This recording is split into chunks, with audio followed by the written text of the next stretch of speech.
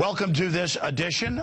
It is the 20th of November, 2012, and we are about to air this amazing interview over an hour long with G.Edward Griffin, best-selling author, researcher, and patriot, and this is the Collectivist Conspiracy with G.Edward Griffin. Tomorrow night, Charlotte Iserby, the deliberate dumbing down. She was the number 2 at the Department of Education under Reagan, and she blows the whistle on the dumbing down tomorrow night. Then Russell Means, Welcome to the Reservation, Thanksgiving evening, and Rosalind Peterson, the chemtrail cover-up Friday. And then next week, we're back with full Infowars Nightly News. But I want to thank all of you for tuning in each night and for your support.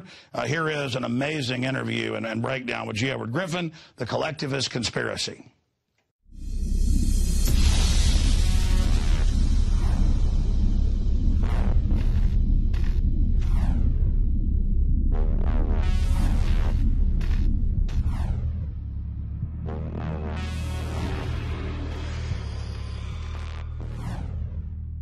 I'm Ed Griffin. I'm a writer. I write controversial works. I think they're very important works. I deal with such topics as banking history, health issues, the United Nations, U.S. foreign policy, kind of topics where people get all heated up because they have strong opinions. But I consider myself to be a researcher, and I try to be a historian as best I can. So I deal with facts, mostly, not in opinions. I've been doing this most of my adult life. I started becoming interested in issues of this nature in 1959. And by 1960, I was really revved up to it. I left my employment with a large insurance company and went in full-time in doing writing and speaking on these topics. The growth of the Tea Party movement and the left-right paradigm, they're all sort of intertwined, and yet there are very separate intellectual threads that need to be followed in all of that. I think, first of all, it's important to talk about and understand this left-right paradigm. What is this all about? Most of us, including myself for certain, in my younger years, I was brought up thinking that you had to choose, if you were smart at least, you would have to choose politically between being on the right or the left. You had to have a political view, and I thought that in those days, I thought that the extreme right would be something like fascism or Nazism, and on the extreme left, of course, you would have communism or socialism, just a little bit short of that. So that was the paradigm that I was taught, and it seemed to make sense at the time. But as I became more involved in these issues and learned more about them, I began to realize that the basic philosophy between these so-called extreme left people, on communists and socialists, and the so-called philosophy on the right of the fascists and the Nazis was really the same. How can this be? They're supposed to be opposites of each other. And then I began to realize that there is something more common to all of these philosophies that was left out of my training and education. And that was the ideology of collectivism. I began to realize that the thing that was common to them all is something called collectivism. Now that's a word that is not very well used. It's not very entrenched in the vocabulary of most people today, but I found out that it was a very commonly used word about a century ago. People wrote a lot about collectivism, and the opposite of that would be individualism. Those are two words that are sort of abandoned today, but in my view, I think they need to be recaptured and understood and used more. And I realized that communism and fascism, the so-called opposites, are merely variants of collectivism. They're the same thing. And they believe that the group is more important than the individual, for example. And the individual must be sacrificed, if necessary, for the greater good of the greater number.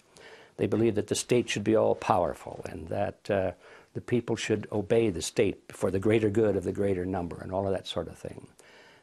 They believe that rights are granted by the state. They're not part of the human being. They're not God-given. They're not entrenched in his body and soul. They have to be granted by the state. All of these things, and you look at them one by one, communists and fascists and Nazis and socialists, they all believe that.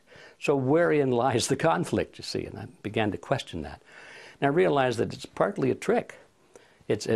In fact, I think it's a huge trick. It's a great scam because people even today are thinking that they have to choose between the right or the left, not realizing that no matter which way they go, they've accepted basically the same ideology underneath. Now, it's true that the leaders of these groups, like the Stalins of the world and the Adolf Hitlers of the world and the Mao Zedongs of the world and so forth, the leaders of these groups on left and right will fight each other, and they will go to war with each other, and there will be tremendous battles, as we saw in World War II, for example. But what are they fighting over? Ideology? Not at all, because they agree on ideology. What they're fighting over is dominance. Who is going to rule? That's all they're fighting over. And once you get that picture historically, it's not too difficult to see that that's the same thing going on even today, as certainly going on in American politics. We have the left versus the right sort of embodied today in the Republican Party supposedly on the right and the Democrat Party supposedly on the left. Now, here's a choice, isn't there? Well, why is it if this is such a choice and we go from Republicans to Democrats and then 4 years or 8 years later we go back to Republicans again and we keep doing this? We've been doing this since World War I. How come the country keeps moving in the same direction all the time, deeper and deeper and deeper into collectivism, regardless of which party is in favor, because they both believe in collectivism. They both believe in big government. But their slogans are different, their leaders are different, but the poor voter out there trying to make sense of all this is, he's tricked, he's stuck, he's trapped. And so this is the important thing to, I think, understand, that this left-right paradigm is it's a political ploy. It works very well for those who know what they're doing. We find that the Republican Party and the Democrat Party both are pretty much in the hands of a relatively small group of people with a membership of about 4,000. It's called the Council on Foreign Relations. These are the people that are really pulling the strings in both the Republican and the Democrat Party. And they've even written about it. There's a fellow by the name of Carroll Quigley, who's a former history professor at Georgetown University. By the way, he was the mentor of William Clinton when Clinton was a student there. And he wrote several books about this group of people and their origins and their roots coming from Europe and England in particular. And he comes to a very interesting point in one of his books where he says, okay, this is the way the real world is. He said, how is it that we collectivists, we elitists, how can we rule the world when at the same time we want to let the average person think that they're living in a, quote, democracy. They're living in a system where their vote counts. They're living in this world in which they feel that they must participate in their own political destiny. This is a carefully nurtured myth that they want to create, so people will be content with no matter what happens to them, they'll say, well, I voted for it, or I did it. This government is my government. No matter how bad it is, it's responsible to me. And as long as people have that image, then they don't complain so much about how bad it gets because they did it, they think. So Quigley deals with this question, how do you let people think that they're directing their own political destiny when at the same time we, the elite, we are the ones who must direct their political destiny without them knowing it? How do you do that? And he answers the question brilliantly. He said, it's very simple.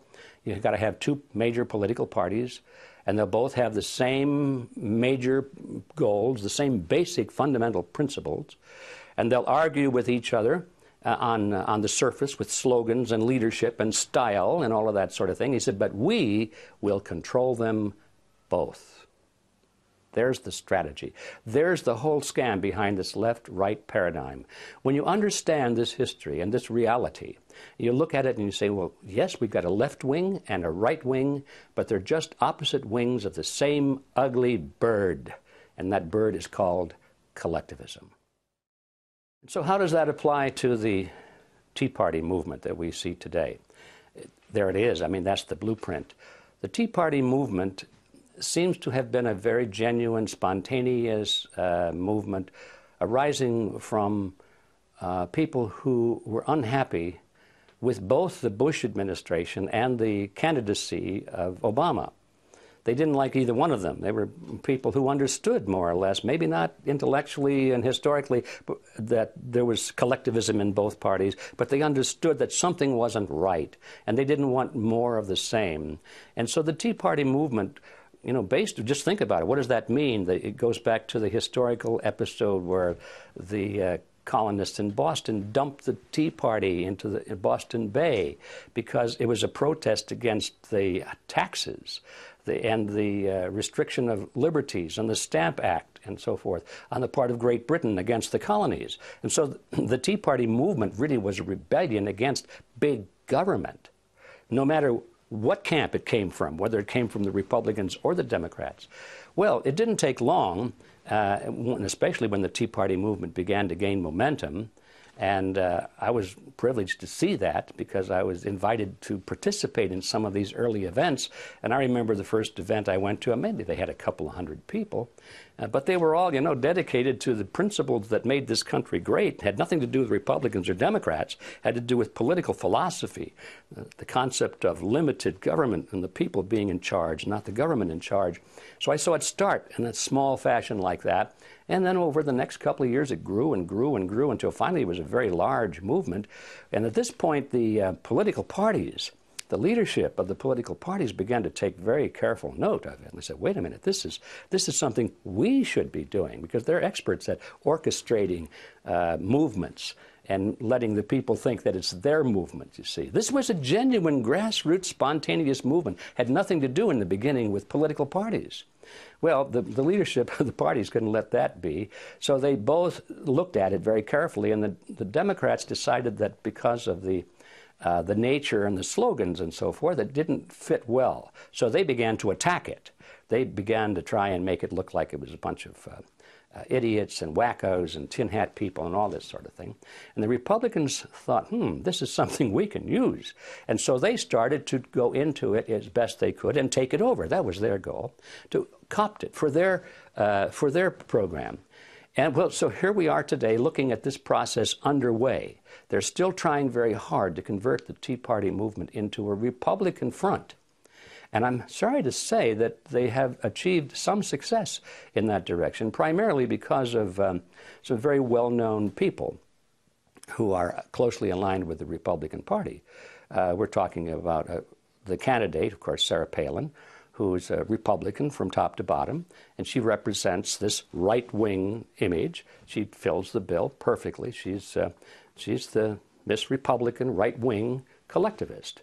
And she can speak with great fervor and great emotion and great meaning against the extremes of the Democrats, those bad left-wingers. And she does a good job of it, and everything she says is true. But she doesn't speak out against those bad right-wingers, you see, because she's part of that group. Her mission is not to bring about a restoration of the principles of America, but to get the Republicans back into power. That's her mission. And of course, we have people like Glenn Beck, who have the power of the Fox broadcasting system behind him. That's tremendous power. And he's always speaking against those bad left-wing Democrats with great conviction and great fervor and great truth. Nothing wrong with what he says. What's wrong is what he doesn't say. He'll never attack somebody from the Republican Party. We've got people like Rush Limbaugh, plays the same role. He's very good at exposing the Democrats. He's very good at pointing out the absurdity of the left-wing philosophy, but he'll never say anything bad about a right-winger or a Republican. So there you have it. Of course, on the Democrat side, you've got the same team. These are the cheerleaders and the players. They work together. And the average voter gets caught in the middle of this. He hasn't any idea what's going on. He just thinks that the debate is such that he has to choose. Who are you going to vote for? You're going to vote Republican or you're going to vote Democrat. And so as long as they're in that role, they're like a tennis ball in a tennis match. They get hit back and forth across the net. First they're on the right, bing, then they're back on the left, bing, back they're on the right. They're Republican, they're Democrat. And the game goes on and on and on.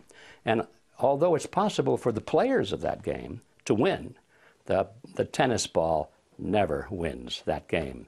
So I think it's time for people to stop being tennis balls in this game and just get out of the game completely. There are certain issues that people on the left and the right in American politics will never discuss. And the reason they won't discuss them is because they agree mutually. The Democrats and the Republicans agree on something, so they don't want to talk about it in public debate because it reveals the fact that they're basically the same. They only talk about things on which they disagree. Turns out that the things on which they agree are the most important things. The things in which they disagree are relatively minor. So the things in which they agree are, for example, our foreign policy. They both agree that the desired goal eventually is to move the United States into world government. Not just any world government, but a world government based on the model of collectivism. In other words, big, powerful, centralized world government. If it were a world government based on the principles of freedom and freedom of choice, freedom of culture, low intervention, if no intervention in the lives of normal human beings, it might be a wonderful thing, but that's not the kind of world government the left and the right have in mind. They're talking about total world government with all major decisions being made at the top and people at the bottom being essentially living in a feudalist society, just serfs and peasants, basically, in a high-tech feudalism. And the left and the right both agree with that goal, and so they never discuss it in public debate. Another thing in which they agree is the dominance of the banking system in our economy and, to a large extent, in our politics. They both agree that the banks are supreme, that the banks must be protected, that the banks must be funded, they must be bailed out, they must not be allowed to fail. When the banks make bad loans to third world countries, or if they make bad loans to large corporations, both the Republicans and the Democrats agree that we must come in with taxpayers' money, either tax money or inflation money, and we must bail out the banks. And we do that, they both agree, by giving the money to these corporations and giving the money to the third world countries so that they can continue to make interest payments to the banks. So those are two major issues, I would say perhaps the largest issues we could possibly face. And so we find that Republicans and Democrats are in agreement on that. You might add another third topic if you wish, and that is our role in the Middle East. Both parties talk alternately about, we've got to end this war in the Middle East, pull our troops home, and all that sort of thing. But that's just rhetoric. You notice we go from one party to the other. The war continues, the war grows, the funding continues. So there we have three major issues, perhaps the three largest issues of all. And there's no debate between Republicans and Democrats as to what to do. Though there may be some debate in rhetoric, they may give speeches, but when it's time to vote in Congress, there is no division between them at all. And this itself should be the biggest giveaway as to what the reality of politics is today. If anybody that's got their eyes open, they ought to be able to see it just by examining those three issues. I do believe that when Ron Paul ran for president and, to everyone's amazement, achieved such great support in spite of the roadblocks that were put in front of him and in spite of the total disinterest on the part of the major media, so that he was practically unknown to large segments of the people. Parenthetically, I would say that if the media had given Ron Paul anywhere near the same exposure they gave to the Republican and Democrat, the old-style Republican and Democrat Party candidates, I think he probably would have been elected. But anyway, that was sort of a phenomenal event, that somebody who did not have the endorsement of the establishment and who spoke so clearly on issues, the very issues that we were talking about, the issues of the war, the issues of the economy, and bailing out the banks and the Federal Reserve System, and the issue of national sovereignty. These are issues that mainstream Republicans and Democrats don't want to touch because they agree on that. Ron Paul disagreed with what the Republican and Democrat Party were doing on that, and so he spoke about it. And the fact that, in spite of the fact that he was the only one talking about these issues, he got so much support, tells me that there is a latent power, there's a latent awareness on the part of the American people just waiting to be tapped. I think those who are controlling the two-party system are very much afraid of that. They don't want that to be tapped. And that's why they are working so hard now to put controls on the internet, because the message that Ron Paul was delivering was primarily delivered over the internet, not through the major channels of communication.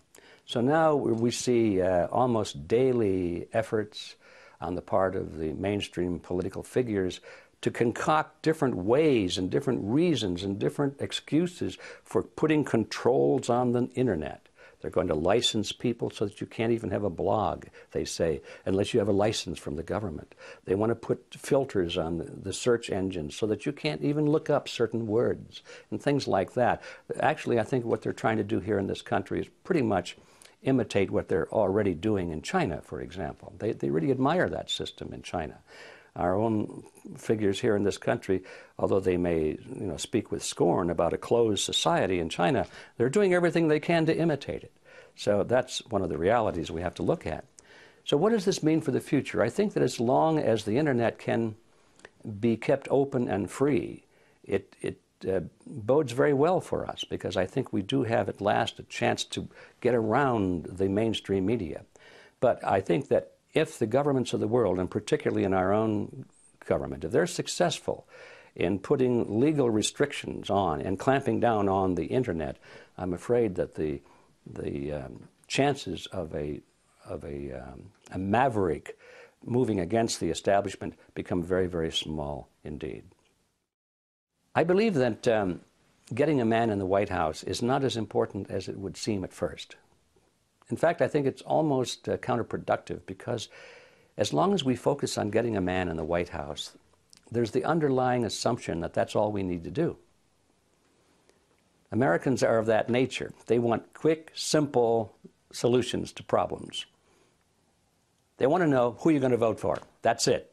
Because they think that they can discharge their responsibility of citizenship by going to the polls every 2 years and maybe spending 20 minutes and putting a little mark on a piece of paper and walk out and say, okay, I've done my job. I've defended my country. It doesn't work that way. Because by the time you go to the polls and you put your pencil mark on the paper or punch the lever, whatever you do, the decisions are already made. The candidates have already been selected. And the work goes on there, is who selects the candidates that the people vote for? Who frames the issues that the people vote for? Voting is nothing. It's all done before that stage. So as long as people think in terms of who we're going to vote for, what man are we going to get into the White House, they're looking in the wrong direction. They don't realize the scope of the problem. So I'm not saying we shouldn't have the right man in the White House. That could be very important. What I am saying is that the task is much bigger than that. People need to become active in politics. They need to become active in their communities and in disseminating information and helping to create public opinion and awareness on the issues so that it would be possible for the right man to be elected. Right now, Ron Paul probably would have more support if people understood more about the Federal Reserve System. When he started to speak about it early in his campaign, most people were saying, huh, what's all that about?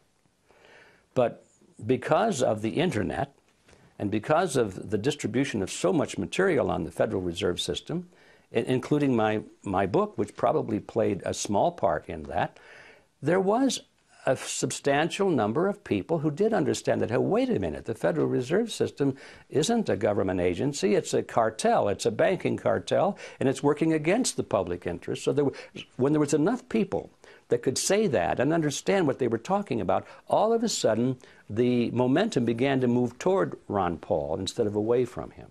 Yes, people still said, I don't know what he's talking about, but more and more people were saying, I do know what he's talking about, and he's right on target. And you reach a critical mass with that. When enough people start saying, yes, he's right, then the others who don't know anything are listening say, what are they talking about? And now they take an interest.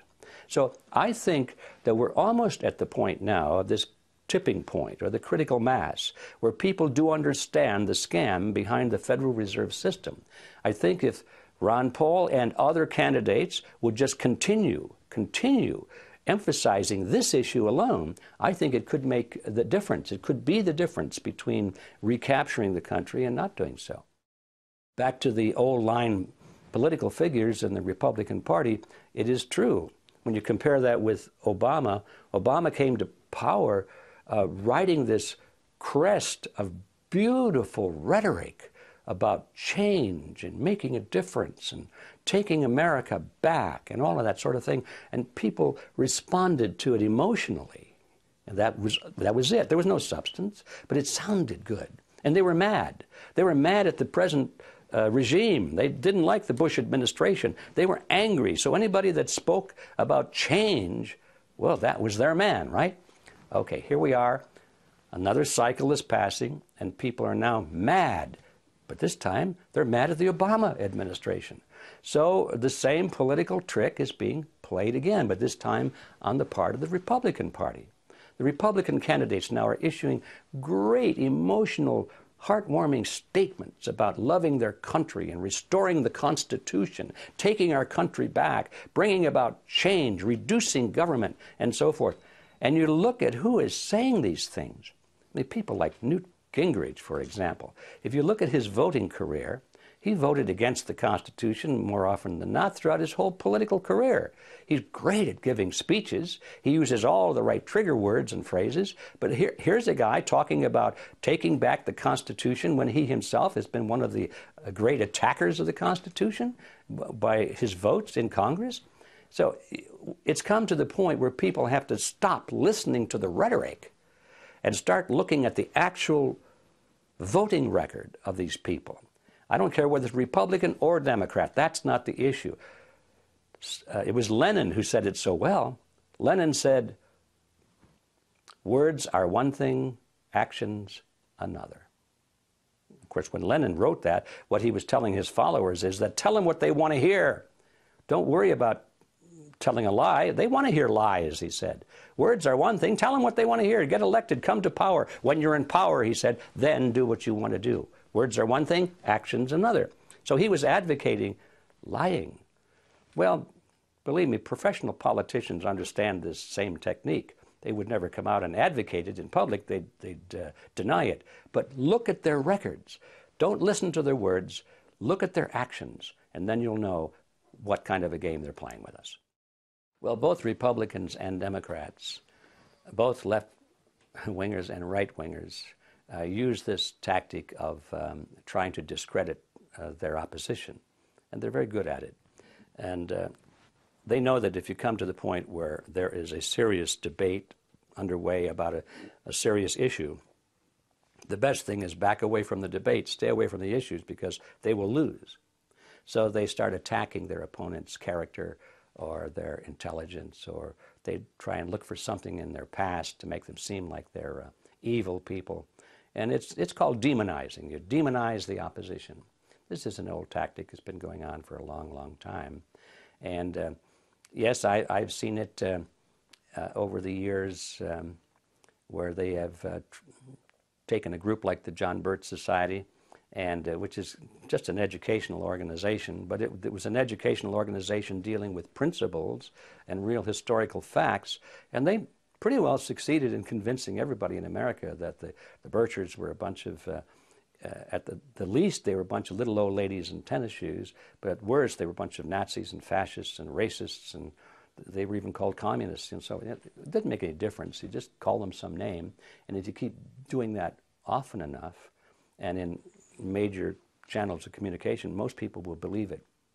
So that's a tactic that's well used, and I think we have to be alert to it. Also, we have to be alert to the fact that the people that we're talking about, these elitists, it's hard to find a better word, but the ones who want to really control this international collectivist government, they are not dumb. They have a lot of money, and they have think tanks that work out strategies. And one of the strategies they have always used is to lead their own opposition. And they try to lead their own opposition because, first of all, they know there's going to be opposition, so why wait around Why wait around for real opposition to develop? If you know what's going to happen, send your own people out there and let them pretend to be your opposition, and everybody will follow them, especially if they're well-funded, and if they give the right speeches and say the right words, you know, those nice campaign speeches, for example. But they're really controlled by the very people they're speaking against. I came across that when I was doing research for the Federal Reserve System, because I realized that in the early days, the very bankers who put together this cartel and drafted the Federal Reserve Act, it was their bill. When it came time to promote it to the public, they funded and actually delivered their own opposition. Some of these bankers went forth and started giving speeches and interviews to newspaper reporters saying, oh, this bill is bad. It's bad for America. It's going to damage the economy. And they knew that the average person reading that in the newspaper would say, oh my goodness, Maude, listen to this. These bankers don't like the Federal Reserve Act very much. Must be pretty good, you know. So they play this game. So we know that this is still going on today. And for example, in the Tea Party movement, if they want to discredit it, if they can't control it, okay, let's say if one of the parties can't control it, they'll have to discredit it. So they will, and I believe already have attempted, to send people into the Tea Party movement who are real wackos or pretend to be real wackos. Or if they're real wackos out there, they make sure that they're brought in to the Tea Party movement. And every time there's a media crew going out there with their cameras taking pictures, do they take pictures of the, the 10,000 middle-class Americans who know what they're talking about? Or do they pick the 2 or 3 wackos over here with the tinfoil hats? Or the guys with the swastikas on their arm and so forth. That's where they focus, you see. And I believe that some of those people are probably sent in there on purpose, just to demonize and discredit the movement. Now, this is hard for most Americans to believe, because they don't realize that this is really hardball. This political game is hardball, and they don't realize that it is a game and that there are professionals playing it. It's a matter of historical record that the group of people that sometimes we call capitalists, the big, super wealthy families, you know, the Rothschilds, the Rockefellers, and the heads of the big corporations in America, AT&T, Ford Motor Company, and so forth. People think of them as the super capitalists. It's a historical fact that many of these people have provided the funding, the essential funding, to help bring to power regimes such as Hitler's regime that was well funded by American financiers and British, and also in communist Russia, the group there, the Leninist group, was well funded by American and London bankers, and so it's tempting to say, well, they created their own opposition. And I think that's partially true, but I wouldn't go that far. I think what these people do is they look around and they see what kind of native opposition is out there, or what kind of native groups are growing, movements are growing, that they really want to control. Maybe they don't necessarily create them, but they see which ones are coming to the front, and those are the ones they move into. And if you have enough money, you know, millions and millions of dollars, it's not too difficult to gain influence over almost any new group that's struggling against its opposition and looking for money. So they've played this game. They played it in both the Soviet Union and in Nazi Germany. I think they're doing the same thing in America. I think that's one of the things going on now with the Tea Party movement.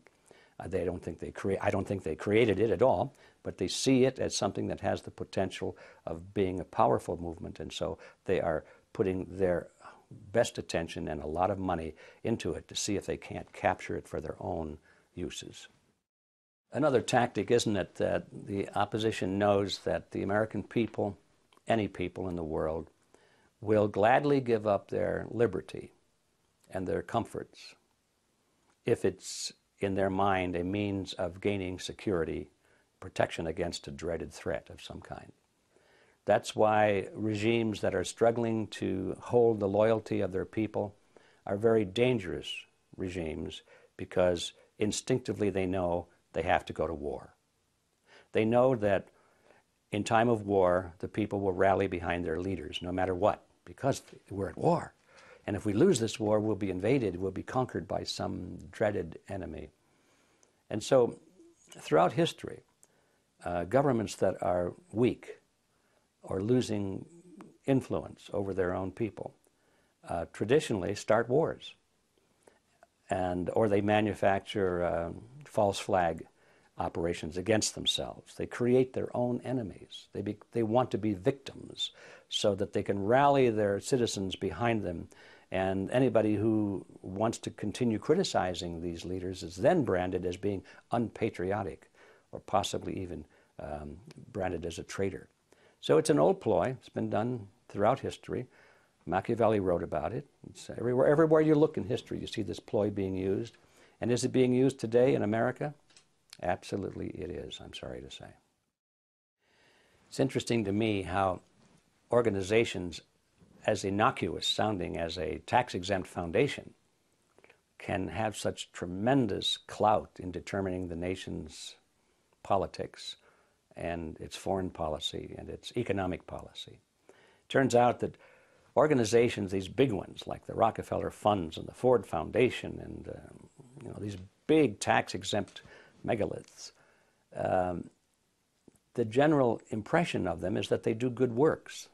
I mean, they're supposedly doing charity of some kind or educational projects. But boy, what a difference there is between that image and the reality when you look at some of them. They spend a great deal, if not most of their money, promoting certain projects, which, although they can be described as philanthropic, are really very, very political in nature. The Ford Foundation in particular comes to mind because although they spend millions and hundreds of millions of dollars supposedly to improve the social condition and the economic condition of minority groups, when you see where the money goes, it goes almost always to very radical minority groups. They're not even minority groups anymore. They're radical political change groups, the ones that are trying to bring about very destructive movements inside the United States. All of the radical Latino movements, and I'm not just talking about Latino, I'm talking about radical movements, like overthrow the United States, that kind of a movement, like cut off Texas and return it to Mexico. That's the kind of movement I'm talking about. And they're all funded by the Ford Foundation, all tax-exempt money, and this has been going on for decades. And you come eventually to the conclusion that the directors of the Ford Foundation know exactly what they're doing. They're not making a mistake and continuing to make the same mistake for decades. They know exactly what they're doing. And what they're trying to do is to divide America. They're trying to weaken America. They're trying to bring America down so she is no longer a powerful force in the world, so that she's reeling and she's kneeling and she can be comfortably merged with all the other nations of the world, and she'll be willing to give up her culture, her freedoms, her judicial system, economic system, in gratitude in order to be saved from some kind of internal chaos and revolution and being starved and so forth, starvation. And in other words, these people are deliberately trying to weaken America. So all of this is being done, not all of it, most of it is being done under the aegis of tax-exempt foundations. What a beautiful cover. But this has been going on for a long time. There certainly has been a change in the function of the American government. In the beginning, it was set up with a definite system of checks and balances, and the executive and judicial and legislative branch were supposed to be fairly equal, so they could check each other. There's been a change, gradual change over the years, starting primarily with World War I. When there was this great crisis, we had to defend ourselves against foreign enemies. And ever since then, one crisis after another has added to the impetus for us to change our form of government, supposedly to make us more secure. So we've given up that checks and balances concept. Gradually, it's been reinforced by Supreme Court decisions, it's been reinforced by new legislation, and it's been reinforced by the media and primarily reinforced by the apathy of the American people, if not their total ignorance of the way it should be, because they don't teach this in school anymore. So what's happened? No matter how it's happened or who's responsible, it has happened, so that now we do not have checks and balances between three forms or three branches of government. A realistic appraisal is that we have a dictatorship. It's a democratic dictatorship, and most of the power resides in the hands of the President of the United States. Originally, the President was supposed to be like the President of any corporation. He took orders from the Board of Directors. And he didn't determine policy, major policy at least, maybe minor policy, but the major decisions were made by the Board of Directors. And his job was merely to implement those policies. That's the way it used to be in America. The president was a relatively unimportant person.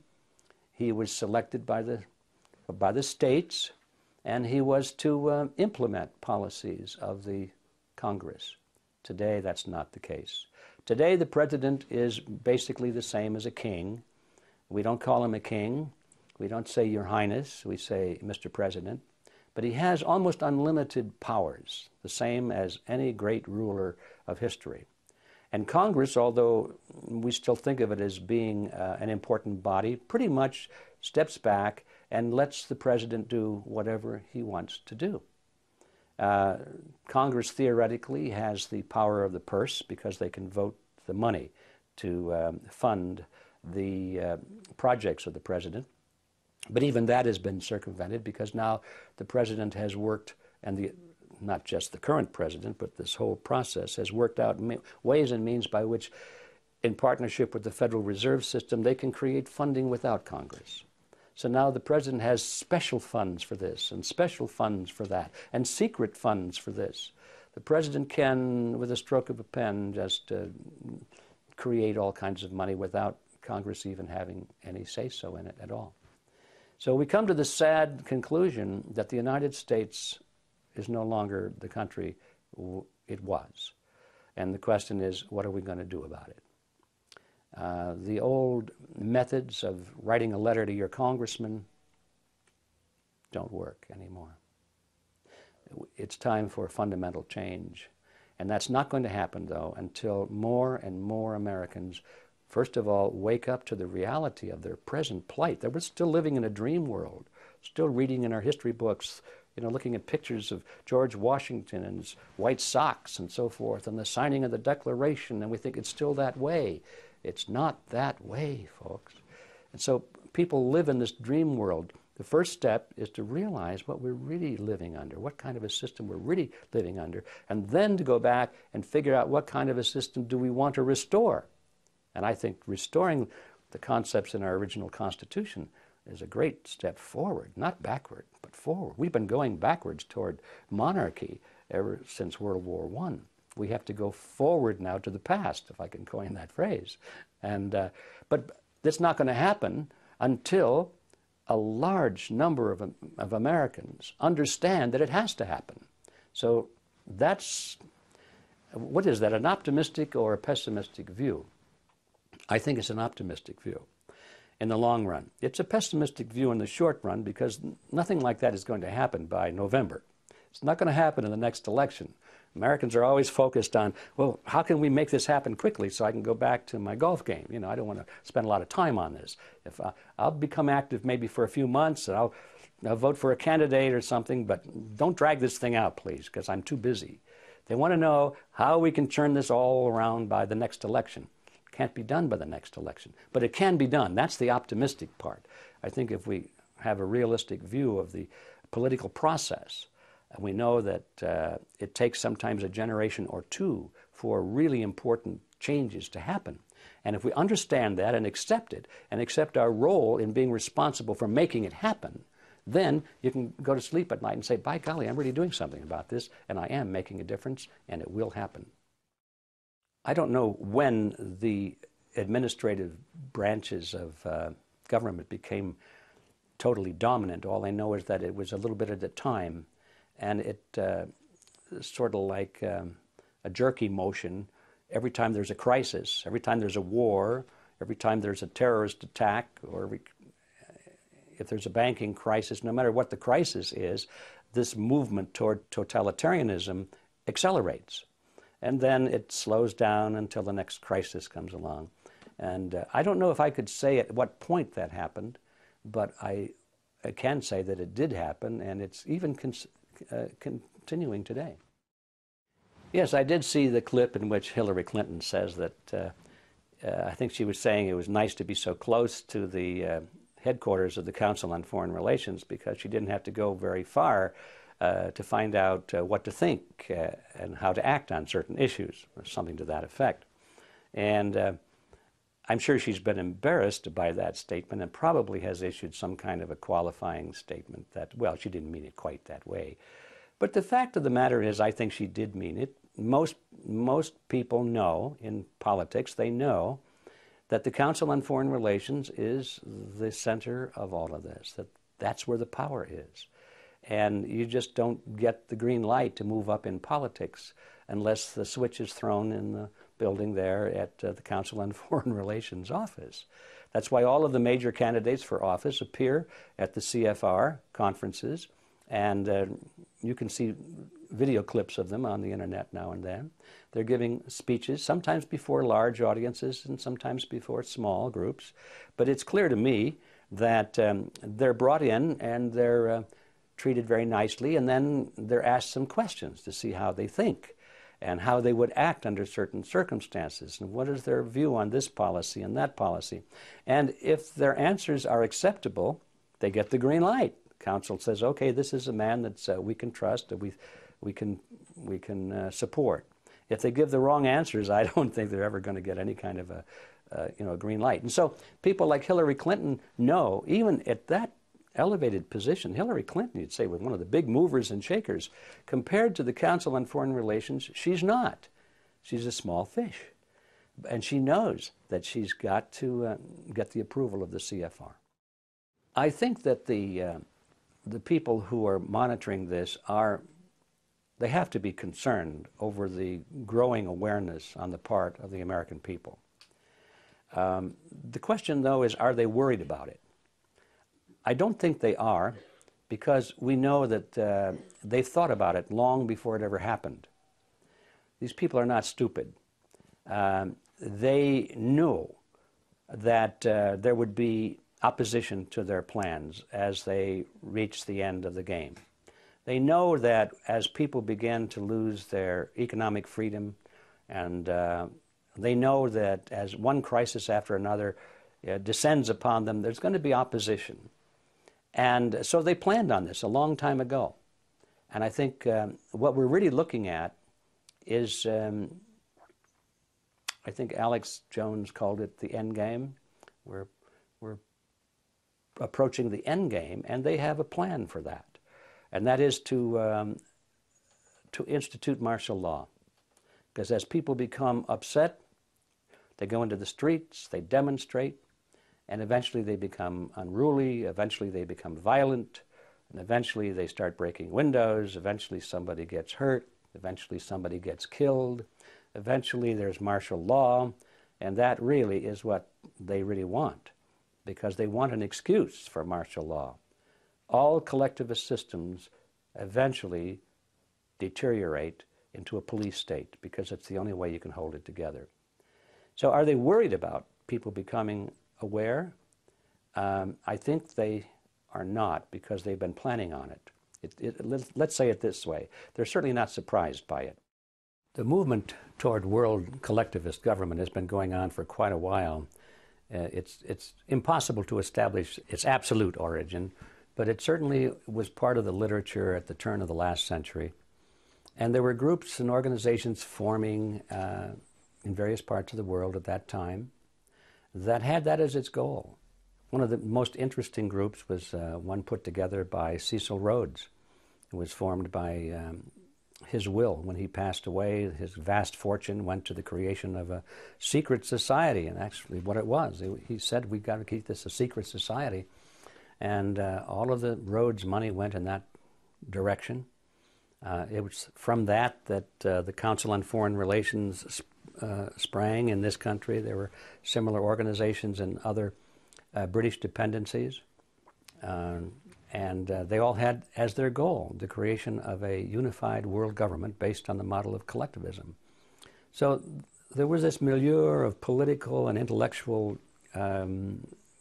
movement starting over 100 years ago. But it certainly has gained momentum through World War I, really got up to speed, and then finally in World War II, all of the major players on the world scene were talking about world government.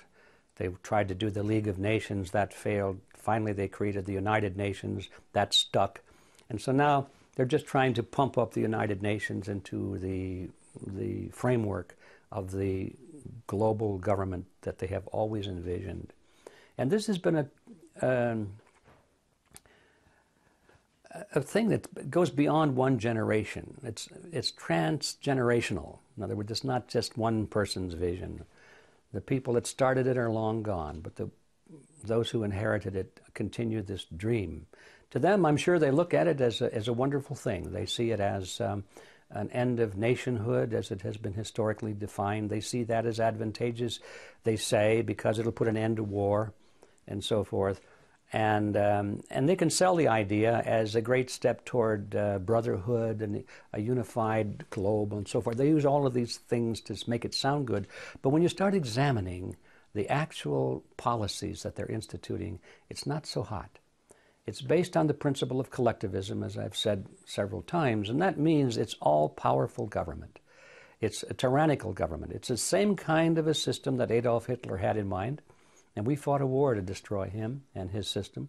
It's the same kind of a system that Joseph Stalin had in mind, and we fought a Cold War and did a lot of other things to make sure that that didn't happen. The same kind of a system that Mao Zedong had in mind, and Benito Mussolini, all of the great collectivists of history have had this unified global government based on the model of collectivism as their goal, and we fought against it until recently. Now we are actually the greatest advocates of it ourselves. We don't call it tyranny, we don't call it fascism or Nazism or communism. We have a better name for it. The name they have chosen is the New World Order. That's their favorite phrase for it. But when you examine its nature and its essence, it is a collectivist system, powerful government, little people at the bottom taking orders. So this is the concept. It's been under evolution for over 100 years. It looks like it's coming within sight now. We've seen the nations of Europe amalgamate into the European Union. The sovereignty of all of the European nations has been pretty well lost now to the European Union, and they've always said that was a stepping stone toward the creation of a true world government, is to unite the smaller governments of the world first into regional groupings, such as the European Union. They have one in mind for Asia and Africa, and now they're talking about doing the same on the North American continent, called the North American Union, and it'll be a merger of the United States, Mexico, and Canada. A process that they deny that is underway, but it is definitely underway, and it's been underway for over a decade. And if you examine some of the laws and administrative rulings that are coming out of the federal government at all levels, they often use the word harmonization, meaning they're going to harmonize or attempting to harmonizing our laws with the laws of Canada and Mexico. So this process is well underway. We have seen the euro, a replacement of national currencies in Europe, a single regional currency. Now they're talking about the same thing here in the United States. To get rid of the U.S. dollar, get rid of the Mexican peso and the Canadian dollar, and create a new currency for the three. They'll probably call it the Amero. That's the name they seem to be favoring at the moment. Step by step, this structure of world government based on the model of collectivism is being erected. Every day you can look in your newspaper and see evidence of another brick that's been put in place, another timber has been put in place. That's going on and on. So is this a good process or a bad process? Is it an inevitable process? Well, first of all, I don't think it's inevitable because it has to be done by people, and people have to want to do it or not want to do it. It's well advanced because the people that are in charge, the people we elect, the people who are running our own government, the people who are running the governments of these other nations, at the top, these people are all for it. So that's why it's happening. At the voter level, I don't think most people even know that it's happening. And if they did know, they'd probably say, I don't think this is a good idea. So the trick has always been how to make this happen without getting the American people or the people in Britain or France or Germany or Mexico or Canada too much alarmed about it before it's too late. That has always been the strategy that they have followed. So that means they have to deny that it's happening. It means they have to do it behind closed doors. That means they don't bring it up for a vote in Congress. They do it administratively rather than legislatively. And all of those strategies and tactics are being used. Is it a good thing or a bad thing? In my view, it's a very bad thing because I think collectivism is the graveyard of civilization. It's certainly the graveyard of freedom. If you just think about it, no collectivist system in the world has ever been the kind of a place where freedom was prosperous. People always wound up in the gulag or some kind of a concentration camp if they disagreed with their leaders. All of these factors, I think, need to be understood in order for us to come up with an intelligent plan of what to do about it. Because all of this is, academic unless we come up with a plan of what to do about it. And the first step in knowing what to do about it is knowing what not to do about it. And by that I mean what not to do about it is to fall for this left-right paradigm where both the right wing and the left wing are both pursuing this objective but fighting each other. And if we get caught up in that trap, we'll spend all of our time fighting the leftists or fighting the rightists, and it doesn't make any difference because no matter which side you're on in that battle, you still are promoting this globalist government strategy. So the first thing to know is don't get trapped in this left-right paradigm. The next thing is to know what you want. It's not enough to know what you don't want. Of course, we don't want tyranny, of course, but what do we want? Well, the average person would say, I just want to be free. Then you'd ask that person, well, what is freedom? Well, that's a good question, isn't it? What is freedom? A lot of people think that freedom is merely not being in jail. That's their definition. If you're not in jail, you're free. It doesn't make any difference if you're not free to live where you want to live or hire who you want to hire or travel where you want to go or spend your money the way you want to spend it or write what you want to write or go on the internet and say what you want to say. They don't think that's important as long as you're not in jail. They call that freedom. I don't think that kind of a definition of freedom is worth fighting for. So we have to know what we want. What is freedom? That's the reason that we created Freedom Force International, because our movement there is attempting to define that. We have defined it. We have the Creed of Freedom, which is, in our view, a very positive statement of what freedom is. And we have the commandments of freedom, the things that thou shalt not do, for example. Very simple things, but all of the great movements of history have always started with simple concepts. The freedom movement in America and in the world right now is in very serious need of some simple concepts, some simple principles, some ideas that you can believe in. You know, the old saying is, if you don't believe in something, you will fall for anything. It's very true. And so the first step toward reversing this drift toward global, collectivist, tyrannical government is to know what we believe in.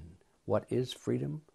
And be able to define it, to be able to defend it, to be able to argue against the collectivists and say this system is better than that for this reason, and this reason.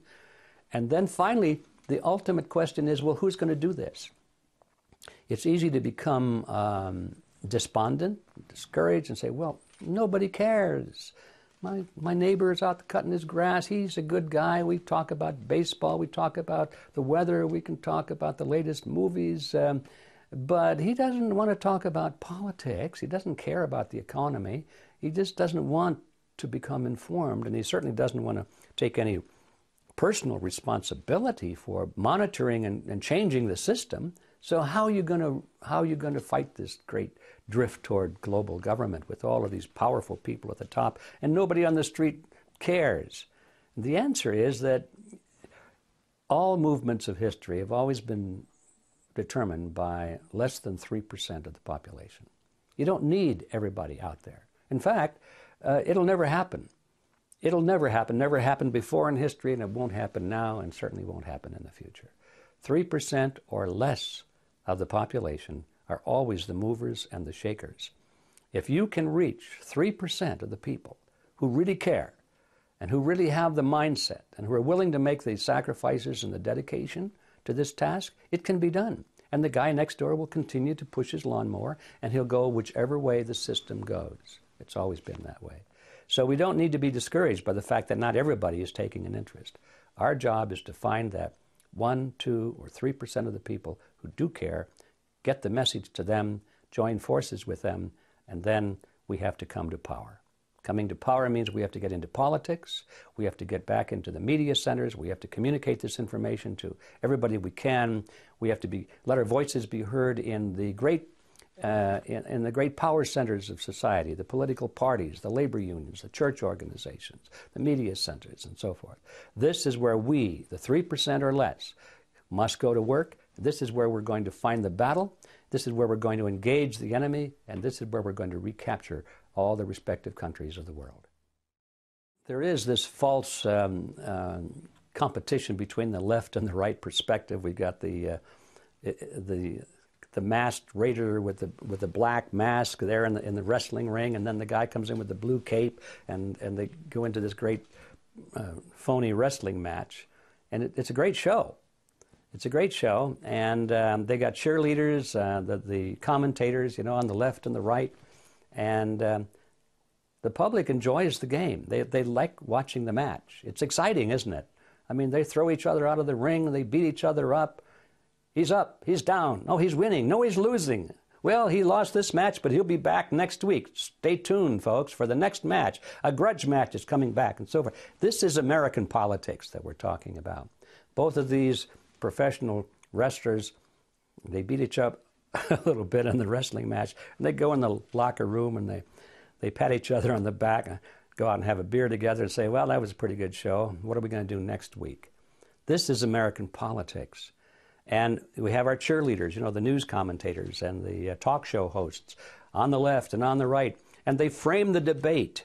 They won't let the American people debate the real issues. They won't let them even think about the real issues, which are we going to keep American sovereignty or not? Are we going to let the Federal Reserve System, which is a banking cartel, continue to run our government or not? They won't let us talk about those things. So that's the problem. As long as we depend on the phony wrestlers and depend upon their well-paid cheerleaders in the media to keep us focused on secondary issues, we're never going to get out of this mess. So the first thing is to recognize the problem, see who the opposition is, and then walk away from them. Well, I think the kind of a show that Glenn Beck puts on is first of all, it's very entertaining, and he does a good job of it. I have a little trouble with his television persona. I don't really go for it very much, but a lot of people do because he seems to be so sincere and so emotional and so patriotic, and he loves his country and so forth, and that sells pretty well. Am I questioning his sincerity? Yes, I am, because I know it's a show, and I know that if he were really as concerned and patriotic as he presents himself to be, he would be exposing criminal activity on the right as well as on the left. Then I would know he was sincere. But because he is so well-defined right down the middle, he attacks only those on the left and lets everybody on the right get off scot-free, I know that this is a phony wrestling match.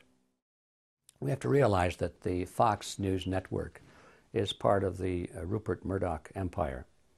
And like so many of the other great media centers, like ABC, CBS, NBC, they're all in the hands of members of the Council on Foreign Relations.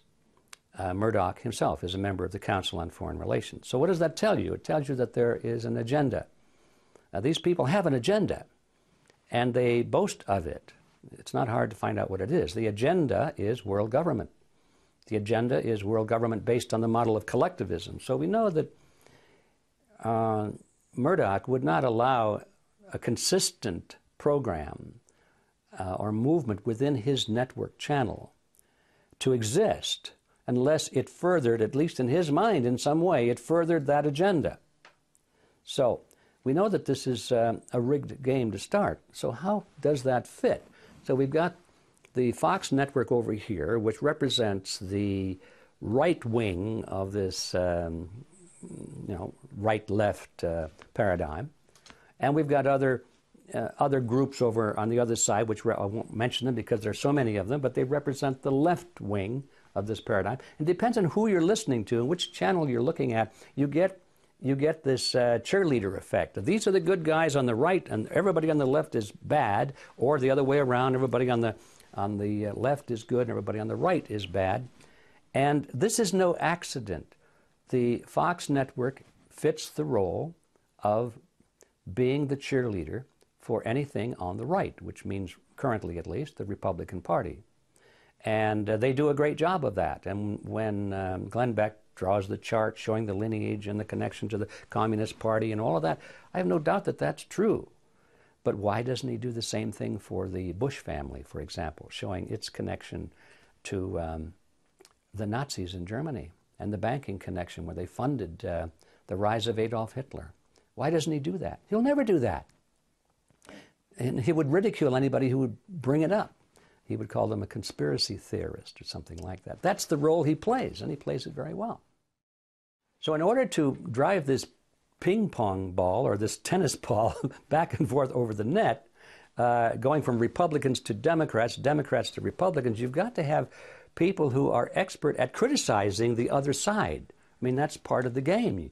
You can't have an open and objective analysis on the news. Otherwise, people would say, I guess both parties are lousy. You can't have that because that's not how the game is played. So you've got to have people assigned to expose and oppose the left, and other people over on the left that oppose and expose people on the right. And so it's necessary always to have people who can voice serious opposition and criticism of the other side. And it depends on who's in office. I mean, because they're all bad. It's always easy to find something to criticize. They all lie. They all make promises they don't intend to keep and, in fact, do not keep. They're all involved in all kinds of scams and swindles, and there's dishonesty involved. I mean, that's politics. They all are like that. Maybe I'll make a reservation for 1%. I don't know. Ron Paul probably isn't like that. But you just can't count on it being any other way. And so it's easy when one party is in power, they give them a little honeymoon time to let it be known that, no, they're not going to change anything. And then the other side ramps up and says, oh, look what they did, how bad they are. And so the voters are thinking, oh, yeah, we got to get rid of him. And so they get all whipped up like they are now, people in the Republican Party calling for take back our country, restore the Constitution, get the CIA out of our bedrooms and off of our computers and so forth, all these good lines. They don't mean a word of it, or they're just playing to the sentiments of the voters. And so all they want to do is bring now the next Republican candidate forward, and people won't even look too closely at the Republican candidate because they'll be so filled with contempt and hatred for the Democrat, I mean, for Mr. Obama. They'll say, I don't care who we put in, anybody would be better than that. Of course, that's how Obama got in. They said, well, I don't care about Obama. I don't care what you say. Anybody would be better than Bush. And this goes back and forth. And Bush got in, well, anybody would be better than Clinton. American politics is the politics of hatred. It's not who you love or who you like. It's who you hate. That's what it's all about today. And it's a strategy that seems to be working pretty well. It always comes as a shock when people realize that some of the greatest mass murderers of history and greatest tyrants of history were actually supported and funded by very wealthy financiers and forces in the United States and in Great Britain. They sometimes go very closely hand in hand. Everybody knows about the rise of Hitler, but they don't realize that the Nazi Party was funded by many of the banking dynasties that still exist in the United States. They funded him, the large corporations. They went into partnership with some of the German corporations. They called it IG Farben. It was a cartel. And they put up tremendous amounts of money as investment into the Nazi war machine. They put money behind Adolf Hitler's political party, the Nazi Party. They even sent one of their public relations experts, I believe his name was Ivy Lee, over to Germany to interview Hitler and analyze him and to groom him and to make suggestions of how to improve his public image. They were intensely interested in promoting the Nazi regime. That's a matter of record. It's not a question of opinion. You can like it or dislike it. It's a matter of record. But this always happens. When Mao Zedong came to power, he couldn't have come to power had it not been for very powerful forces inside the United States. At the end of World War II, the Japanese had been driven out, but there was a large division in China. The nationalist Chinese under Chiang Kai-shek held a large portion of the country, and another section was in the hands of the communist forces, Chinese forces, under the leadership of Mao Zedong. And the nationalist forces and the communist forces were bitter enemies, even though they had fought more or less together against the Japanese. They both knew that when the war was over, only one or the other would be able to survive. And so they were preparing to fight each other. That was not in the best interests of the people in Washington, D.C. They didn't want that to happen, and they put pressure on the nationalist Chinese, Chiang Kai-shek's government, to accept the communists into their own government in key positions, what they call a coalition government. And they wanted them to go into very key positions. In other words, in control of the military in particular. Well, that's the end of the game, you know. The nationalists didn't want any part of that. So General George Catlett Marshall, who was in charge of all of the military operations in the Asia theater at that time, simply cut off the flow of ammunition and arms to the nationalist Chinese and made sure that all of the military equipment that was left behind by the Japanese was delivered to the communist Chinese. And with those two acts, there was no question that Mao Zedong's forces, which was now by this time much better equipped than the nationalist forces, that they would be victorious, and that is how it came to be. And George Marshall even boasted afterwards. He said, "With the stroke of my pen, I now disarm 30 divisions of Chiang Kai-shek's army." So that all came out of the United States. That was the decision of the so-called capitalist forces in America, that the Chinese communists would now take over China. So all of these things are contrary to the conventional knowledge of what happened in history, but as I said before, none of it is really difficult to find. It's a matter of recordable, it has been recorded history, and it's not even a question of opinion anymore. So the bottom line is what? The bottom line is that some of the most brutal and totalitarian regimes of history have been funded by people of great wealth, people who we used to think of as capitalists, and sometimes still call them capitalists. Why? Because they have great wealth. And what we don't realize is just having great wealth is not the real issue here. It's what you do with that wealth. And how did you acquire that wealth? A free enterprise capitalist would be one who acquires his wealth through competition and free enterprise and producing products and services at a better quality and a lower cost. A monopoly capitalist would be one who acquires his wealth by purchasing the loyalty of politicians and the passing of certain laws to throw the weight of government in his favor and to put obstacles in the way of his competition. So there are two kinds of capitalists, if you're going to use that word, and we have to be very clear. The capitalists we're talking about that have supported the totalitarian regimes are not free enterprise capitalists. They're monopoly capitalists, and they believe in the concept of collectivism. The issue of bank bailouts is a very simple one. You can make it complicated, but at its core, it's a very simple issue. And that is that the banks who own the Federal Reserve System, it is a cartel of banks, have great influence over our federal government.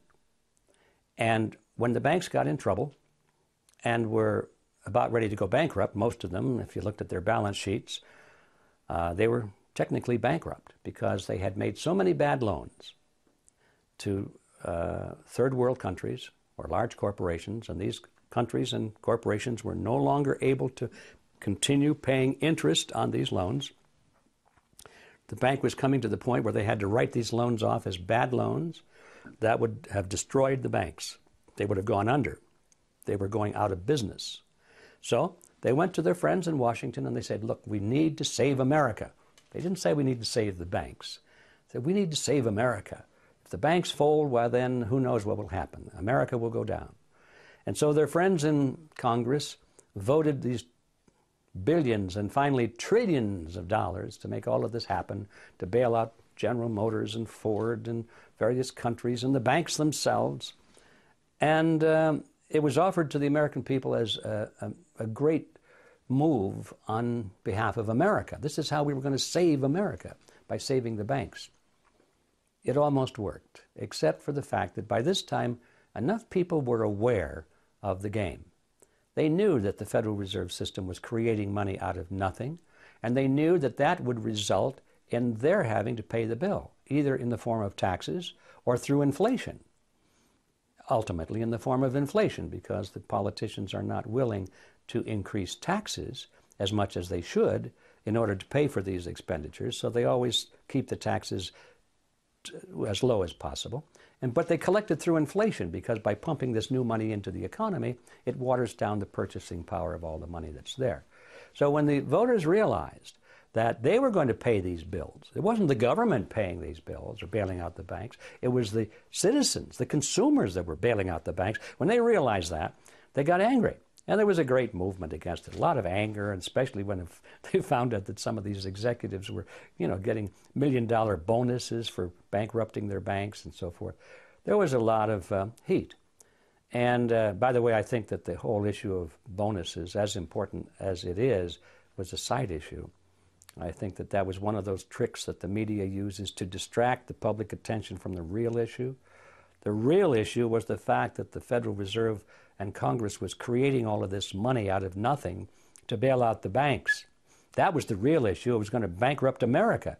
It was going to drive people out of work, out of their homes. It was going to destroy America. But did they talk about that? No. They talked about how bad it was that the president of some bank got $1 million bonus.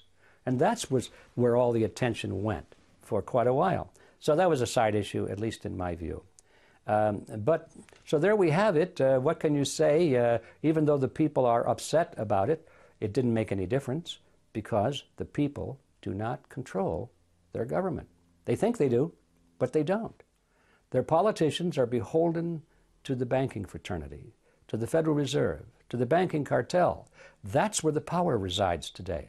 And if you need to have any proof of that, all you have to do is just take a look at the recent history of the bailout of the banks against the will of the majority of the American people, against the anger of the majority of the American people. And nevertheless, Congress went right ahead and did it. The President of the United States endorsed it. Everybody was for it at the top, but at the bottom, the people did not want it. So how is that possible? If the people control their own government, could that happen? No. It's proof positive that the people of the United States have lost control of their own government. The anger over the bailout of the banks has been a strong fuel for the Tea Party movement. But the question is, will the Tea Party movement be able to do anything about it?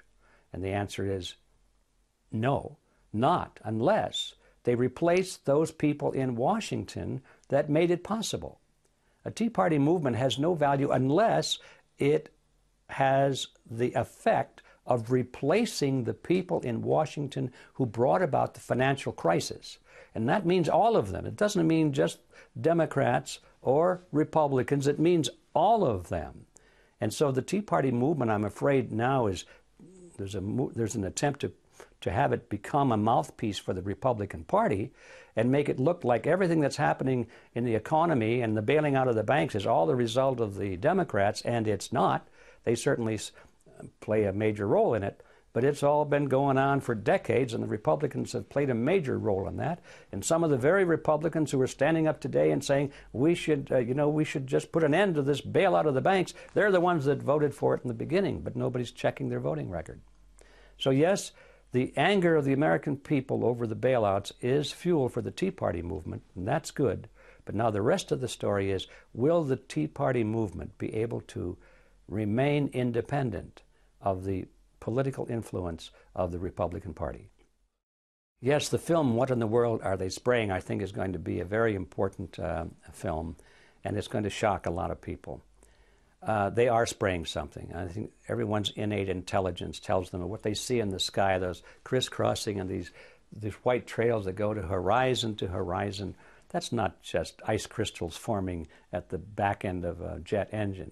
It's true that jet engine does produce ice crystals at high altitudes where the temperature is cold, but those ice crystals are absorbed into the atmosphere very soon. You can see them trailing along right behind an airplane as it flies across the sky. There's a little trail of white smoke, and it just follows the plane and disappears. That's totally different from these billowing fumes of smoke that go from horizon to horizon and spread out, and by the mid-afternoon the sky is milky white. So what are they spraying? We know now what they are spraying, and it's a result of a new industry, relatively new industry springing up called geoengineering. There's a group of scientists and political figures and corporations who are planning to make a great deal of money and achieve other goals as well, other agendas as well, in changing the nature of our planet.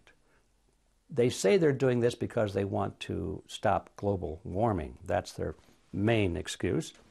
I should go on record right now by saying I think that global warming is a total myth, but that's not the issue right now. Even if it were true, they claim that they're trying to stop global warming, but what they're really doing is creating something far more devastating than anything global warming could do. They claim that they want to control the weather. They claim they want to improve crops. They claim that they want to change the nature of the soil and the water for the betterment of mankind. Always, of course, for the betterment of mankind. They're always doing it for us, you understand. It's a big industry. And they say that it's just in the talking stage right now. They say we're talking about spraying aluminum and barium into the atmosphere. And they say we need to do studies to see if there are toxic effects and so forth. And they're saying all the right things as though they're deliberating it. But the evidence is abundant now that this has been going on for over a decade. It's been going on. It's going on right now as we speak. And we now have the proof that not only is it going on, but the effect of it is devastating to the planet. It's devastating to plant life. It's destroying crops. It's devastating to wildlife, and it's devastating to human health. People are becoming very sick because they're breathing in these toxic substances. So we now know what they're spraying. We can identify it. There have been many laboratory tests taken of not only the soil and the water, but from the rainwater and from the snow. Now, this comes from the sky. You can't say it came up out of the ground. And these tests have been taken from atmosphere and rainwater and snow in areas that are hundreds of miles away from industrial centers. So you can't say it's being blown there from a smokestack or something like that. And what they're finding is an alarming high level of toxic substances, aluminum and barium in particular, the very chemicals that the scientists are saying, I wonder what would happen if we were to spray aluminum and barium into the sky. I wonder. That's what they're finding coming out of the sky right now in huge quantities. On Mount Shasta, for example, you should find no aluminum whatsoever in snow up there because it came from the sky. There's no aluminum in the sky in an area like Mount Shasta, pristine Northern California wilderness.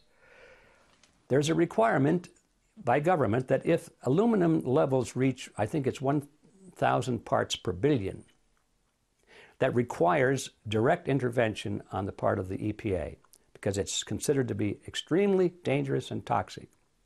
1,000 parts per billion.